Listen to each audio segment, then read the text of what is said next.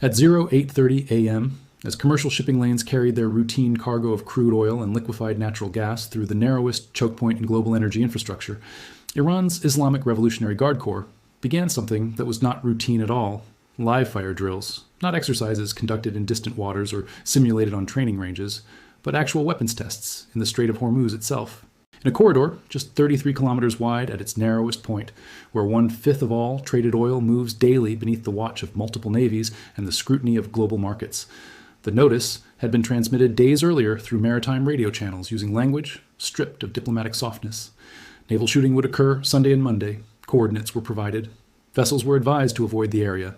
What made the warning significant was not just its content, but its location.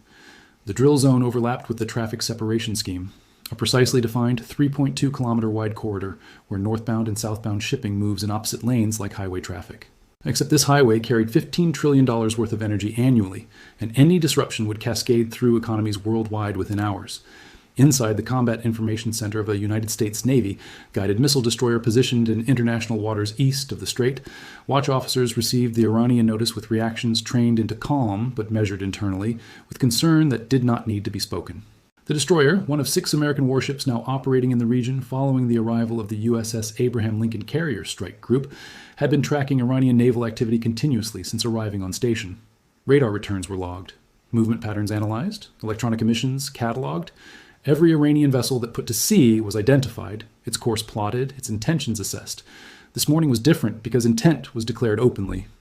Iran was not hiding preparation, it was advertising it. Across the water, at Revolutionary Guard naval facilities clustered along Iran's southern coast near Bandar Abbas, crews were already moving. Fast attack craft, the backbone of Iran's asymmetric naval doctrine, were being fueled and armed. These were not the frigates or destroyers that traditional navies deployed. These were purpose-built platforms designed for one mission. Swarm tactics in confined waters, where speed and numbers could overwhelm defensive systems, built to counter conventional threats. The boats themselves ranged from small open-cabin vessels, similar to civilian speedboats but mounting heavy machine guns and rocket launchers, to larger missile-equipped craft capable of launching anti-ship weapons from beyond visual range. Some could reach speeds exceeding 90 knots. Most had radar cross-sections so small that detection was difficult until they closed to ranges measured in hundreds of meters, not miles. Intelligence estimates placed Iran's fast attack fleet at over 1,000 vessels. Not all were operational simultaneously, but enough were active at any given moment to present a threat that American planners had studied exhaustively without ever testing in actual combat. The Revolutionary Guard's doctrine was transparent because transparency served deterrence. If conflict came, Iran would not engage American warships in traditional naval battle. It would unleash coordinated swarms of fast boats from multiple directions simultaneously. Some would carry missiles, some would deploy mines. Some might attempt ramming attacks or deliver explosive payloads at close range. The goal was not to sink aircraft carriers through superior firepower. The goal was to create chaos, saturate defensive systems, and inflict enough damage quickly enough that continuation became politically untenable for Washington. Whether this doctrine would work had never been proven, but the fact that it might work was enough to demand American attention and resources. By 09:15, the first Iranian craft were departing their moorings. Observers watching through optical systems aboard the American destroyer could see hull numbers, count weapon stations, identify crew. The boats moved in formation, not rushing, maintaining discipline that reflected training conducted repeatedly over years. For the Revolutionary Guard commanders orchestrating the drill, this was demonstration with multiple audiences. Domestically, it reinforced the narrative of strength and readiness. Regionally, it reminded Gulf states that Iran controlled access to waters their economies depended on. Internationally, it signaled that threats from Washington would be met with capability, not capitulation. The context surrounding the drills was anything but routine. Weeks earlier, President Donald Trump had announced that a massive armada was heading toward Iran, led by the Abraham Lincoln, ready to act with speed and violence if necessary. The deployment followed a brutal crackdown on anti-government protests that had killed thousands of Iranians and triggered international condemnation. Trump had threatened military strikes if Iran did not negotiate limits on its nuclear program and ballistic missile development. Tehran had responded that negotiations could not occur under threat, and that Iran would defend itself like never before if attacked. Now, with American warships positioned within striking distance and Iranian forces conducting live fire exercises in the world's most critical oil transit corridor, the margin between posturing and conflict had compressed to distances measured in nautical miles and timelines measured in minutes. Inside the destroyer's Combat Information Center, the commanding officer reviewed rules of engagement that had been updated just hours earlier, following the Iranian drill announcement. The guidance was precise, but carried inherent tension. The destroyer would maintain its position in international waters. It would continue monitoring Iranian activity. It would not interfere with the exercises unless American vessels or Allied shipping were directly threatened. But the definition of directly threatened in an environment where dozens of armed craft were operating at high speed with live weapons was not something that could be reduced to simple formulas. Early Saturday morning, before the drills began, United States Central Command had issued its own warning. The language was carefully chosen, but unmistakably firm. Any unsafe or unprofessional behavior near U.S. forces, regional partners, or commercial vessels would increase risks of collision, escalation, and destabilization. The statement did not threaten retaliation. It did not demand Iran cancel the exercises. It simply reminded everyone involved that proximity carried consequence, and that consequence in this environment could spiral faster than decision-makers could control. For the Iranian Revolutionary Guard, the American warning was expected and insufficient to alter plans. From Tehran's perspective, conducting military drills in Iranian coastal waters was sovereign right, not provocation. The fact that those waters happened to be strategically vital to global commerce was not Iran's problem. The fact that American warships had deployed to the region under threat of military action was the provocation. Iran was responding defensively to American aggression, or so the framing went. Beneath that framing was calculation. Iran's leadership understood that actually closing the Strait of Hormuz would devastate Iran's own economy as badly as anyone else's. Over 2 million barrels of Iranian oil moved through those waters daily despite sanctions. Closing the strait was not strategy. It was suicide disguised as strength. But harassing shipping, demonstrating capability, and forcing American vessels to operate under constant alert in confined waters, that was strategy. It imposed costs without triggering retaliation. It demonstrated resolve without crossing thresholds that would justify overwhelming response. It was gray zone warfare perfected through decades of asymmetric confrontation with militarily superior adversaries. At 09:45, the first live fire began. Anti-ship missiles were launched from coastal batteries on Iranian territory, targeting areas carefully selected to demonstrate range without endangering actual traffic.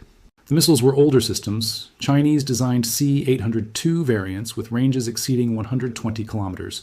The targets were hypothetical coordinates in open water. The message was explicit. Iran could strike vessels anywhere in the strait if it chose to. Aboard the American destroyer, sensors detected the launches instantly. Missile trajectories were calculated in seconds. Threat assessment was automatic. But the missiles were not inbound toward American assets. They were heading toward empty ocean. The destroyer's defensive systems remained in standby mode, ready to engage if parameters changed, but constrained by rules requiring imminent threat before activation. This was the edge. Weapons were flying. Tensions were absolute. Yet neither side was taking irreversible action. This was deterrence, performed live with explosives instead of rhetoric. Iranian fast attack boats joined the exercise, maneuvering at high speed through the northern traffic lane. Some boats launched unguided rockets toward floating targets, set up miles offshore. Others practiced coordinated turns and dispersal patterns designed to confuse targeting radars. The maneuvers were aggressive but controlled. Crews wore life vests and maintained radio communication. This was drill, not battle. But the line separating the two was thinner than anyone watching from outside could comprehend. Commercial shipping that had been warned to avoid the area mostly complied. Tankers altered routes, adding hours and costs to journeys. Insurance companies recalculated premiums in real time. Energy traders monitored developments, ready to react if anything escalated beyond exercise into incident. For sailors aboard the American destroyer, the morning passed in heightened vigilance that felt simultaneously routine and surreal. They had trained for scenarios exactly like this, identifying threats, managing close-quarter situations, operating under rules of engagement that demanded split-second judgment. What training could not fully replicate was the psychological weight of knowing that one misidentified radar contact, one miscalculated maneuver, one communication failure could ignite consequences that would define their generation. On the bridge, the commanding officer maintained calm outward composure while internally calculating distances, speeds, approach angles. Every Iranian boat that moved toward international waters was assessed. Every missile launch was tracked to impact. Every radio transmission was monitored for language that might signal shift from exercise to aggression. The destroyer was not alone. Other American warships maintained positions throughout the region, coordinating through encrypted networks. The Abraham Lincoln, operating in the Indian Ocean, pending orders that might bring it closer to Iranian territorial waters, had launched surveillance aircraft hours earlier. Those aircraft now orbited at altitude, monitoring the drills with sensors capable of identifying individual weapon systems and recording everything for analysis that would consume intelligence communities for days. What they saw was professionalism. Iranian crews executed maneuvers with discipline. Weapon systems functioned as designed. Coordination between boats was effective. This was not bluster. This was capability demonstrated with precision intended to be noticed and remembered. By mid-morning, the exercise intensified. Additional Iranian craft joined, expanding the drill area. Fast attack boats practiced swarm formations, converging from multiple vectors on imaginary targets.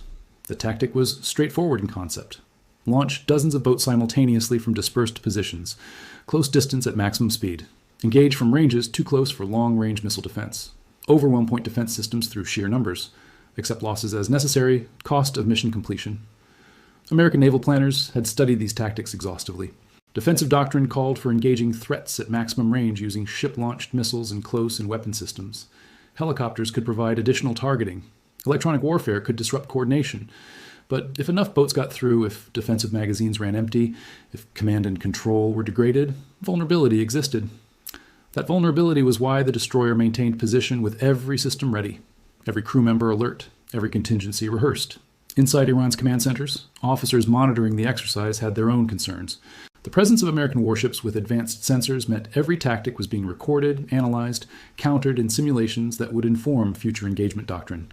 Showing capability helped deter attack, but showing capability also educated adversaries. The calculus required balancing demonstration against revelation. What Iran chose to display suggested confidence.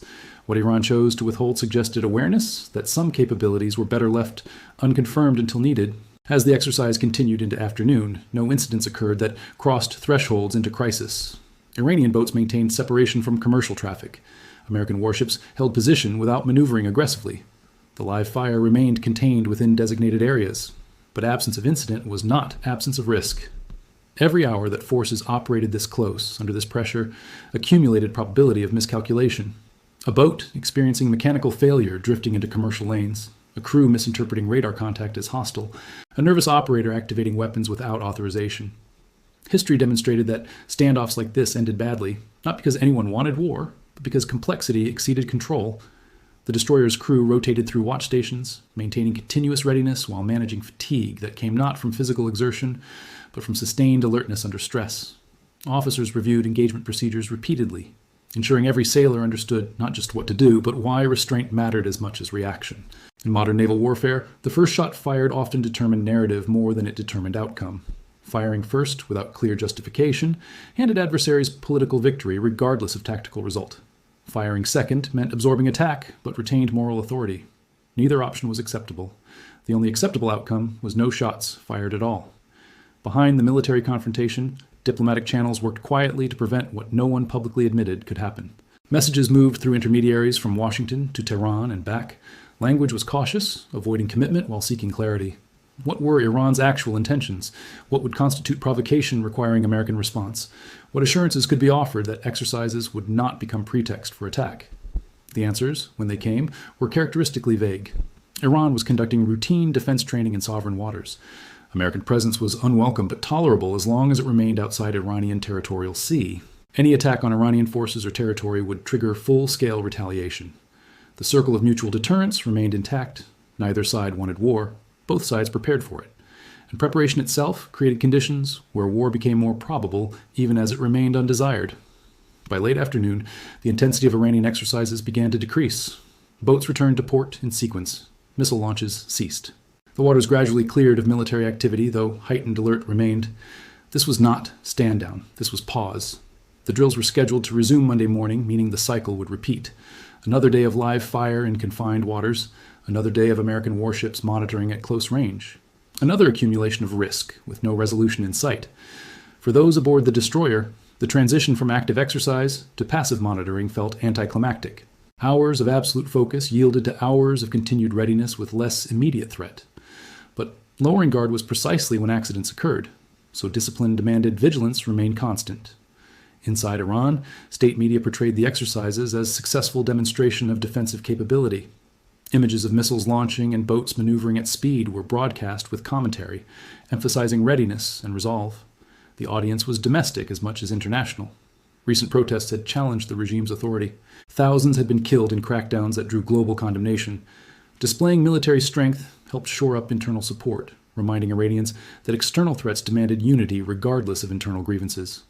For the Revolutionary Guard, the exercises served institutional purposes as well. Demonstrating relevance and capability to political leadership ensured continued resources and autonomy. In systems where military and political power intertwined, exercises became theater as much as training. Across the water, American assessment of the drills was clinical. Intelligence analysts cataloged weapon systems, noted tactics, identified capabilities. The exercise revealed nothing fundamentally new, but confirmed operational readiness at levels concerning for anyone planning potential military action against Iran. Striking Iranian nuclear facilities or military infrastructure would require dealing with this naval threat first, and dealing with it meant accepting losses, both military and potentially commercial, if Iran chose to retaliate against shipping. The cost-benefit calculation that might have seemed clear in policy rooms became murky when confronted with actual capability demonstrated in real time. As evening approached, the destroyer remained on station. Watch rotations continued. Sensors stayed active. The crew settled into rhythm of sustained operations that could continue indefinitely as long as fuel and supplies held. Modern warships were designed for exactly this, persistent presence in contested waters, demonstrating commitment without escalating to combat. But commitment had costs. Mechanical systems operated continuously, degraded faster. Personnel under prolonged stress made mistakes. Supply chains, supporting extended deployments, strained logistics networks. Every day maintained was day closer to limits.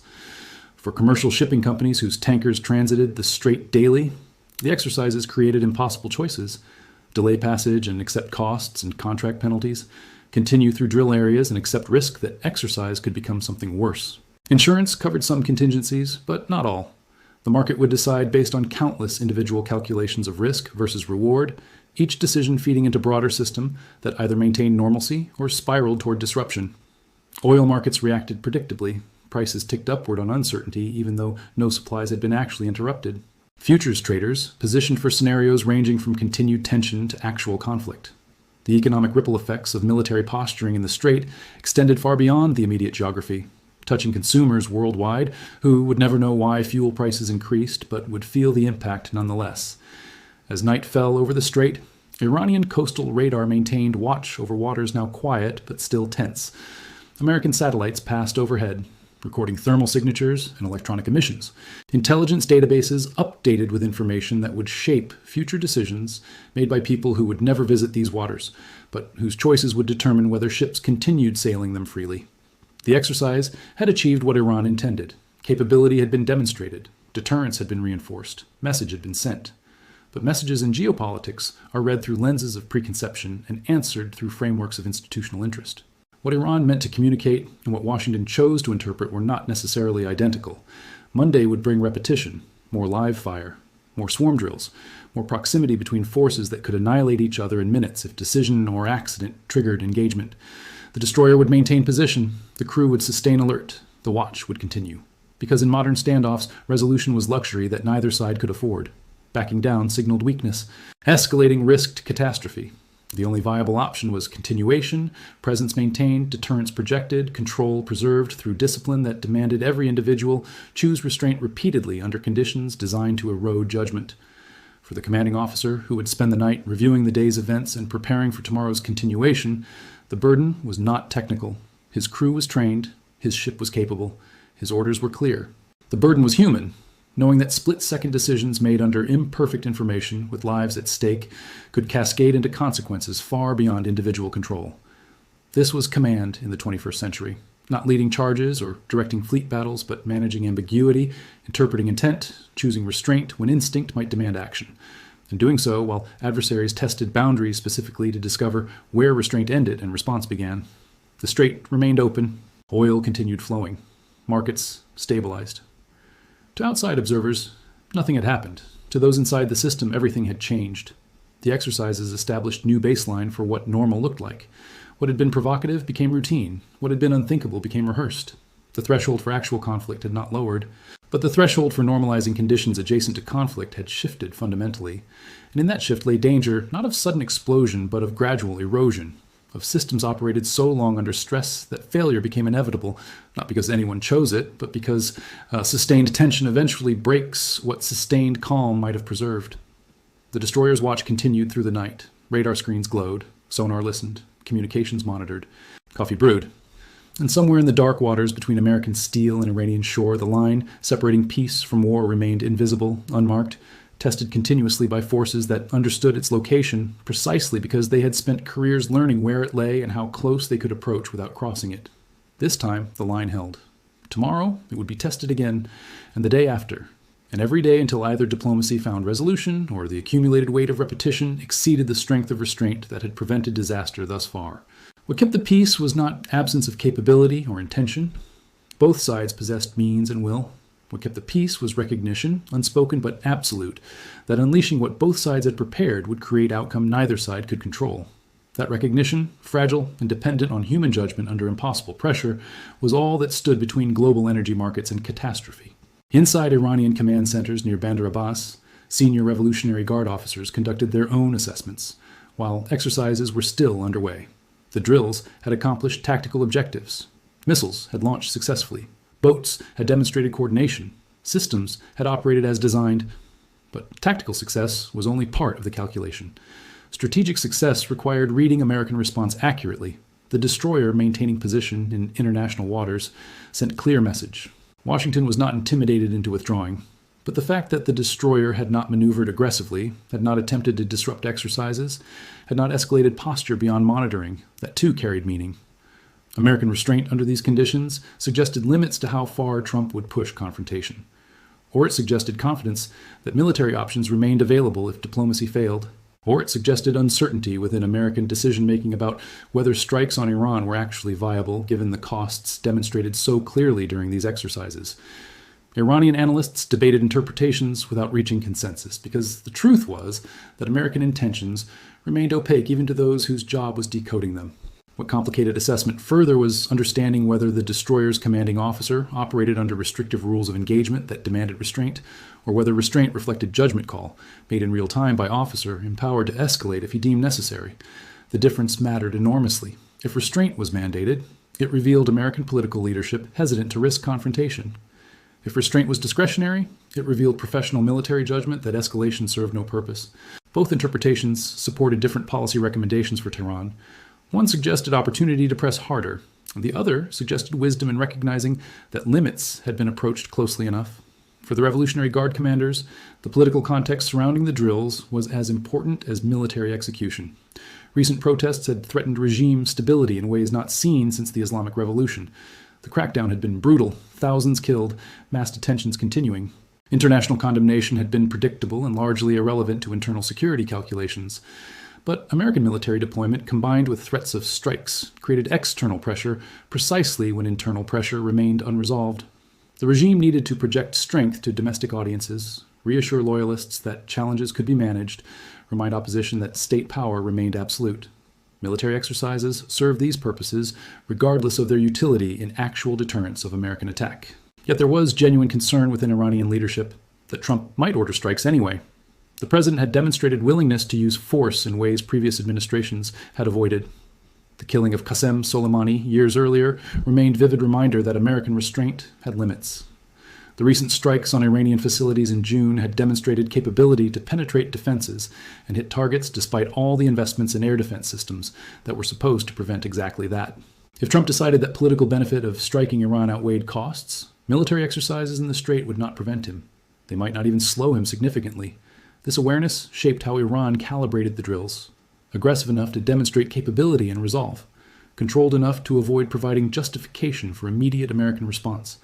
The balance was delicate and demanded discipline from crews who might prefer more provocative demonstrations, but who understood that strategic messaging required precision more than enthusiasm. Every missile launch was timed. Every boat movement was planned. Nothing was left to improvisation that might create incident neither side wanted, but that could spiral once initiated. Across the Strait, regional actors watched developments with mixture of concern and calculation. Gulf Arab states had no love for Iranian regime, but also no desire to see regional war that would devastate their economies regardless of outcome. Oil infrastructure, much of it located within range of Iranian missiles, represented vulnerability that money could not eliminate and military force could not fully protect. Saudi Arabia in particular faced impossible choice: support American pressure on Iran and risk becoming target if conflict erupted, remain neutral and risk appearing weak to domestic audiences who demanded firm stance against Tehran, seek diplomatic middle ground and risk satisfying no one. The kingdom's leadership had been privately urging Washington toward restraint while publicly maintaining posture of solidarity. That contradiction was sustainable only as long as actual conflict remained hypothetical. If fighting started, choices would become binary and costs would become immediate. The United Arab Emirates navigated similar tensions with different tactics. Dubai's economy depended on Iranian trade that occurred despite sanctions through networks that both governments unofficially tolerated. War would sever those connections and devastate commercial relationships built over decades.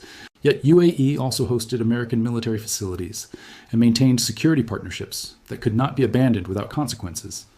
The Balancing Act required diplomatic skill and luck that both could fail if events accelerated beyond control.